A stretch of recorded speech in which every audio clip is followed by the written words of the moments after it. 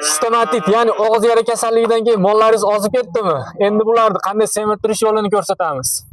Shu ko'rib turgan mollar hammasi og'iz yara kasalligidan keyin tuzalgan mollar. Mana ko'rib turibsizlar, ozib ketgan, oyoqlari og'rigan, hammasini. Bularning litseniyasi qilib borilyapti. Bularga qanaqa litseniya qilib davolaganimiz qiziq bo'lsa, kommentariyaga plus qilib yozsanglar, retseptni jo'natamiz.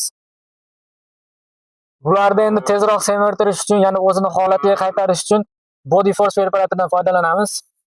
Teri ostiga 20 grammdan qo'llasanglar bo'laveradi. Shunaqa hayvonlarga.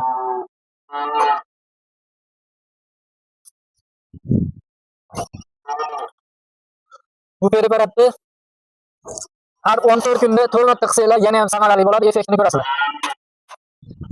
Body Force'ni xohlagan hayvoninglarga qo'llasanglar bo'laveradi. Bordoqqa boqilayotgan mollaringlarga, bordoqqa boqilayotgan qo'ylaringlarga, 2 oydan yuqori bo'lgan qo'y, buzoqlarga ham qo'llasanglar bemalol bo'laveradi. Body Force foydalaninglar.